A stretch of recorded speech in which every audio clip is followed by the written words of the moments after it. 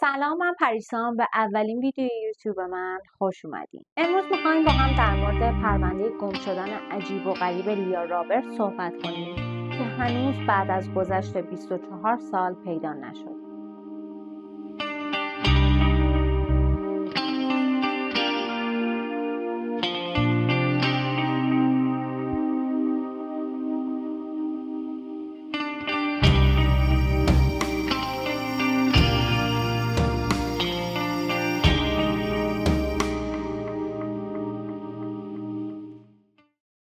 لیا تو 23 ژوئیه 1976 در کارولینای شمالی به دنیا میاد.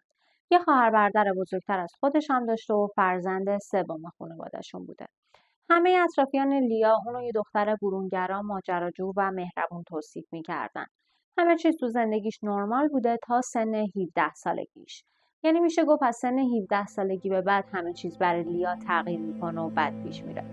17 سالش که بوده پدرش به سرطان تنفسی مبتلا میشه و این برای لیا و خانواده‌اش خیلی دردناک بوده. با این شرایط لیا تو سال 1995 از دبیرستان فارغ التحصیل میشه و برای ادامه تحصیل به دانشگاه ایالتی کارولینای شمالی میره و رشته مردم شناسی و اسپانیایی رو شروع به خوندن میکنه. تو سال دوم دانشگاهش بوده و تو 5 فوریه 1997 یه اتفاق خیلی شوکه کننده و ناراحت کننده براشون میفته. مامانشون به خاطر سکته قلبی فوت میکنه. لیا تصمیم میگیره خودش رو جمع جور کنه و برمیگرده دانشگاه. وقتی که یه روز داشته از دانشگاه برمیگشته با یه کامیون یه تصادف خیلی وحشتناک میکنه. جوری که ریه‌اش سوراخ میشه، استخون رون پاش میشکنه.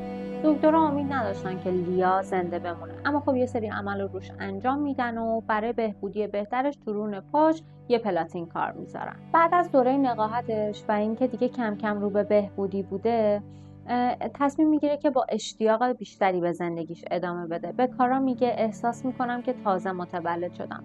خب بعد از تجربه مرگی که داشته هممون حالا همین جوریم. یه اتفاق بدی برامون میفته با خودمون میگیم که خب زندگی جدیدی برای خودمون شروع میکنیم، این کار میکنیم اون کار میکنیم. لیا هم اینجا تصمیم میگیره که یه سفر به کاستاریکا رو برنامه ریزی کنه. اما تو 19 آوریل 1999 6 ماه بعد از تصادفش و 3 هفته قبل از اینکه به اون سفر بره پدرش هم فوت میکنه. خیلی سخته که تو 2 سال هم پدر مادرت رو از دست بدی، هم یه تصادفی بکنی که هنوز داری دوره نقاهتش رو میگذرونی. اینجا لیا میاد سفرش به کاستاریکا رو کنسل میکنه. از دانشگاهش انصراف میده با اینکه 3 ماه مونده بود فارغ التحصیل بشه. خواهر برادرش وقتی این موضوع رو میفهمن خواستن متقاعدش کنن که این کار رو نکنه، اما خب دیگه اون تصمیمش رو گرفته بود. اینجا کارا و هیس خواهر برادر لیا میگن که احساس میکردن لیا گم شده، لیا راهش رو گم کرده، میخواد خودش رو پیدا کنه اما نمیدونه چجوری. لیا با خودش تصمیم میگیره که حال خودش رو بهتر بکنه. میره گیتار زدن یاد میگیره، شعر مینوشته، ژورنال مینوشته، عکاسی میکرده. با دوستاشون به این کافه‌های محلی میرفتن و یه بچه گربه رو به اسم بی به سرپرستی میگیره. به گفته یکی از دوستای لیا که اسمش هم جنین بوده، میگفته که لیا این اواخر خیلی در مورد سفر جاده‌ای حرف میزده. خب لیا کتاب خیلی میخونده. یکی از کتابای مورد علاقه‌ش هم دارما بامز بوده که از نویسنده مورد علاقه‌اش جک کروباک بوده. توی این کتاب در مورد دستیلیشن پیک، یکی از پارک‌های معروف واشنگتن نوشته بود که خیلی چشم اندازه خوشگل و زیبایی داره. هر جا میشسته میگفته که من دوست دارم برم واشنگتن و این چشم اندازه خوشگل و بی‌نظیر رو ببینم. زندگی لیا به همین روال داشته میگذشته تا روز 9 مارس سال 2000. اون روز صبح لیا و کارا داشتن با هم تلفنی حرف میزدن راجع به اینکه در مورد آینده چه برنامه‌ای دارن، چیکار میخوان بکنن. اما لیا در مورد تصمیمی که داشته توی ذهنش به کارا هیچی نمیگه. آخر تلفنشون هم به این ختم میشه که چقدر همدیگر رو دوست دارن، چقدر دوست دارن زودتر همدیگر رو ببینن. بعد از اون همون روزم نیکول به کارا زنگ میزنه، میگه اگه برای فردا برنامه‌ای نداری بریم از یه بچه مراقبت کنیم. لیا هم خب برنامه خاصی واسه زندگیش نداشته، قبول میکنه و میگه اوکی. اما وقتی شب نیکول برمیگرده خونه متوجه میشه که جیپ لیا توی پارکینگ نیست. خب خیلی نگران نمیشه چون اون موقع لیا برنامه خاصی برای زندگیش نداشته، یعنی سر یه تایم مشخصی نمیرفته و بیاد. نگران نمیشه، میگه اوکی حالا هر جا باشه پیداش میشه دیگه. اما فردا میشه و از لیا هیچ خبری نبوده. اینجا دیگه نیکول نگران میشه، به کارا به دوستاشون زنگ میزنن اما هیچکس از لیا خبر نداشته. هرچی تلاش میکنن که با لیا تماس بگیرن اما موفق نمیشن. روز 11 مارس میشه و بازم از لیا خبری نبوده. اینجا نیکول و کارا تصمیم میگیرن که برن اتاق لیا رو بگردن. وقتی که وارد اتاقش میشن متوجه میشن که یه سری از لباسای لیا نیست، بچه گربش نیست. اتاق وقتی بیشتر میگرد متوجه یه نامه میشن که لیا برای نیکول نوشته بود. توی این نامه نوشته بود که نیکول، این پول برای اجاره و قبض هاست برای این 1 ماهی که من نیستم. همه تو افکارا و دعاهامون با هم هستیم. لپتاپ منو برای عید پاک به پیتر بدین که حالا باش سرگرم باشه. عشقمو به همه بده، به زودی میبینمتون. به کارا بگو نگران نباشه، با اینکه میدونم نگرانه. پایین نامه یه نقاشی از گربه آلیس در سرزمین عجایب کشیده بود، همون گربه‌ای که حالا غیب میشه و دوباره ظاهر میشه. پایینش نوشته بود من قصد خودکشی ندارم، برعکس من میخوام زندگی کنم. جک کرواکو یادتونه؟ خانواده و دوستای لیا دیگه نمیدونستن چی کار کنن. از لیا هیچ خبری نبوده. هر چیز تلاش میکردن که با لیا تماس بگیرن اما موفق نمیشدن. بعداً وقتی که سوابق تراکنش لیا رو چک میکنن متوجه میشن وقتی که لیا کارولینا رو ترک کرده تلفن همراهش رو اصلا با خودش نبرده بوده، اصلا ازش استفاده نکرده بوده. کارا میگه من احساس میکردم که لیا خودش و راهش رو گم کرده بود و همش تلاش میکرد که خودش رو پیدا کنه، راهش رو پیدا کنه. خب 22 سالش هم بوده که مادر پدرشون رو از دست دادن و این واقعا اتفاق سخت و تلخی بوده براشون. میگه احساس میکردم که وقتی که لیا تصمیم میگیره که به این سفر بره میخواسته خودش رو پیدا کنه. نیکول هم میگه رفتن لیا خیلی برای من غافلگیر کننده نبود، چون چند هفته قبلش به من گفته بود که میخواد این سفر رو بره، حتی به من پیشنهاد اومدنم داده بود. من پیش خودم گفتم که این خیلی تصمیم عالیه، اما من کار میکنم، پول ندارم، نمیتونم یهویی بلندشم سوار یه ماشین بشم و برم حالا یه مسافرت. میگذره و روز 13 مارس کارا میره برای لیا یه پرونده مفقودی تشکیل میده.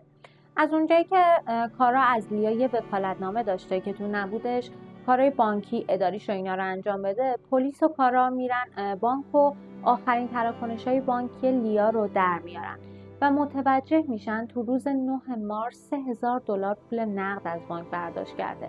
تو روزهای بعدیش یه هتل تو منفیس اجاره کرده، یه مقدار حالا خوراکی خریده و آخرین تراکنشش هم تو روز 13 مارس بوده توی پمپ بنزینی تو اورگان. میگذره و روز 18 مارس میشه، تولد کارا بوده. پیش خودش میگفته که حالا لیا هر جا باشه به من روز تولدم زنگ میزنه، یادش نمیره. اما اون روز از لیا هیچ خبری نمیشه و از اداره پلیس با کارا تماس میگیرن و میگن که یه ماشین پیدا کردن که متعلق به لیاه. کارا هیس خودشون رو میرسونن به واشنگتن و پلیسا بهشون میگن یه خانم آقایی که داشتن تو اون منطقه میدویدن جیپ لیا رو پیدا میکنن. میگن که جیپ لیا از بالای یه دره سقوط کرده و افتاده پایین و چند تا ملق هم خورده. پلیسا وقتی سر صحنه حاضر میشن که ماشین لیا رو بررسی کنن، خب ماشین لیا از جاده افتاده بوده پایین. توقع داشتن با کسی که مصدوم شده یا حتی مرده مواجه بشن، اما وقتی میرن و ماشین لیا رو بررسی میکنن خیلی سوالا ذهنشون رو درگیر میکنه، به خاطر اینکه پاسپورت، دستچه، گیتار، تمام مدارک لیا داخل ماشین بوده. باکس گربه لیا توی ماشین بوده اما خب خبری از گربهش نبوده. شیشه جلوی ماشین لیا شکسته بود دیگه، اما هیچ خونی نه بیرون ماشین نه داخل ماشین پیدا نمی‌کنن. خب فرمون نه ایربگش باز شده بود نه دچار فرو رفتگی شده بود، کمربند سر جاش بود و هیچ کشیدگی بهش وارد نشده بود. پلیسا وقتی اینا رو میبینن با خودشون فکر میکنن که لیا وقتی تصادف کرده از ماشین فرار کرده، اما وقتی پتو و بالشا رو میبینن که توی ماشین آویزونه با خودشون فکر میکنن که تو زمان تصادف کسی تو ماشین نبوده، بعدن اومده توی این ماشین رو به عنوان سرپناه ازش استفاده کرده. پلیسا میرن و اطراف جنگل و ماشین لیا رو میگردن و متوجه میشن که یه سری از لباسای لیا توی جنگل پخش و پلاه و روی یکی از لباساش یه اسپرم مردونه پیدا میکنن. تو وسایل لیا یه رول فیلم از این فیلم قدیمی‌ها که میذاشن توی دوربین عکس میگیرن از اونا پیدا میکنن. وقتی عکساشو چاپ میکنن میبینن که عکس‌ها مال زمستون پارساله و اصلا لیا تو اون مسافرت هیچ عکسی از خودش ننداخته.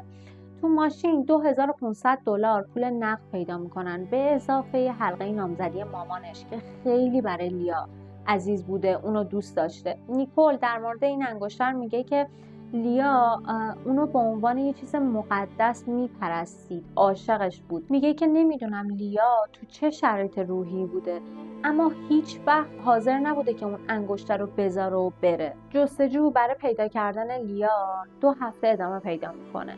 سگای مرده‌یاب و زنده‌یاب میارن، هلیکوپتر میارن، فلزیاب میارن. فلزیابو به خاطر این میارن که تو رون پاش خب پلاتین بوده دیگه، از این طریق میتونستن پیداش کنن. به بیمارستان ها سر میزنن، اما خب هیچ اثری از لیا نبود. افسر کوین مکفادن میگه که ما همه تجهیزاتمون رو آوردیم، از بالا از پایین همه چیز رو بررسی کردیم، اما هیچ نشونه‌ای مبنی بر اینکه کسی اون ماشین رو ترک کرده پیدا نکردیم. نه رد پایی نه خونی، هیچ چیزی پیدا نکردیم. پلیسا میرن اون پمپ بنزین که آخرین تراکنش لیا اونجا بوده. میرن تمام دوربین مداربسته‌هاش رو چک میکنن و متوجه میشن که خب لیا تنها و قبل از ساعت 1 شب منتظره که صندوقدار خریداش رو حساب بکنه. اما این بین هی از داخل به بیرون نگاه میکرده، انگار حالا منتظر چیزی بوده یا از کسی فرار میکرده. اما وقتی بیشتر بررسی میکنن هیچ چیزی پیدا نمیکنن. 1 هفته بعد از اینکه جیپ لیا رو پیدا میکنن، یه نفر با اداره پلیس تماس میگیره و میگه که من تو روز 13 مارس دیدم لیا خیلی مضطرب بود، خیلی آشفته بود، اما تا پلیس میاد ازش بپرسه که تو کی هستی و از کجا زنگ میزنی، اون هم تلفن رو قطع میکنه. پرونده لیا رو خیلی از اخبار رو پوشش میدادن. یه برنامه بود به اسم اسرار حل نشده، خیلی در مورد لیا صحبت میکرد. میگفت اگر اطلاعاتی دارید، چیزی میدونید، حتما به ما خبر بدید. فردا 2 مرد میرن اداره پلیس و میگن تو روز 13 مارس ما با لیا توی رستوران بودیم، پشت کانتر نشسته بودیم، هر کدوم داشتیم حرف میزدیم.